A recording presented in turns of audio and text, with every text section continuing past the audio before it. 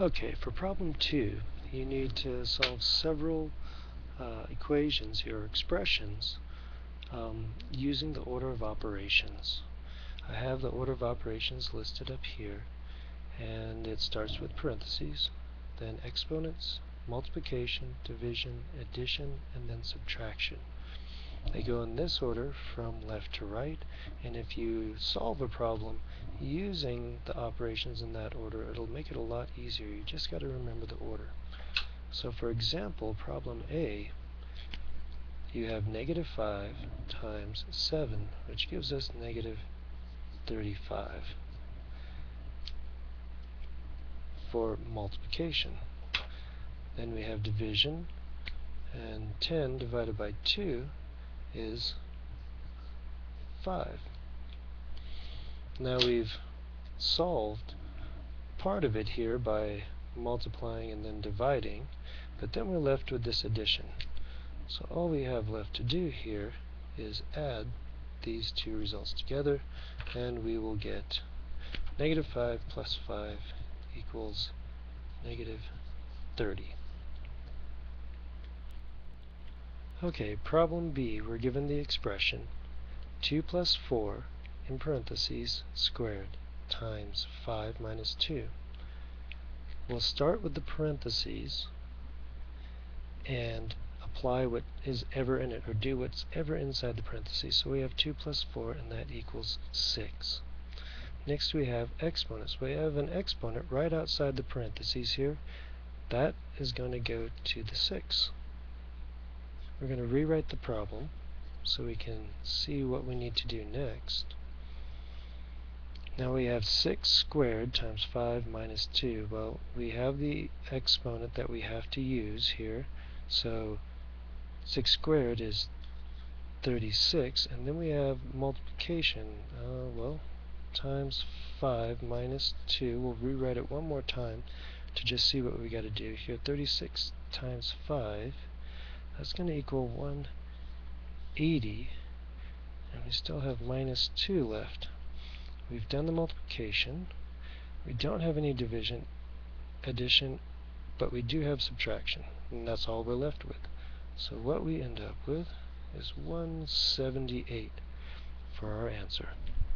Okay, for problem C, we're given the expression 3 and 2/5 times 2 and 1/2 minus 5 cubed plus 10.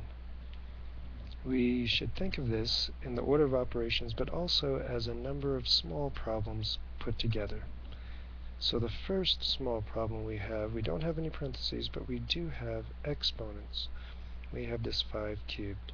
We're going to think of it as a negative 5 cubed, and negative 5 cubed is going to be negative 125. And we'll bring down the plus 10 and rewrite this problem as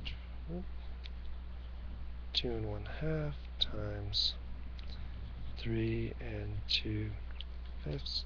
So we've rewritten it and done the exponent first. Now we have the multiplication to do. We need to change these mixed numerals into improper fractions. You've practiced this, so it shouldn't be too hard.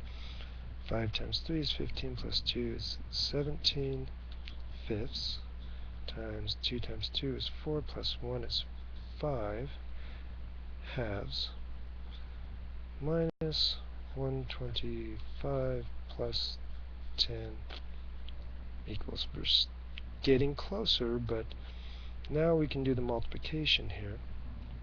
17 times 5 is 85, and 5 times 2 is 10 minus 125 plus 10. Now we're really close. We're down to basically addition and subtraction. We can work the problem from left to right at this point, but we're going to have to change this 85/10 into something we can work with. So 10 goes into 85 8 times, and with 5 left over, so that would be 5/10, so it's really 8.5. minus 125 plus 10. Now working from left to right, if we go 8 minus 5, or 8.5 minus 125, we will get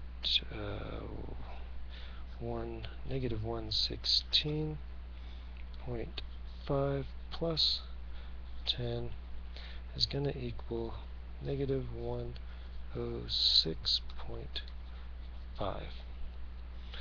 Takes a few steps, but a problem like this can be worked out.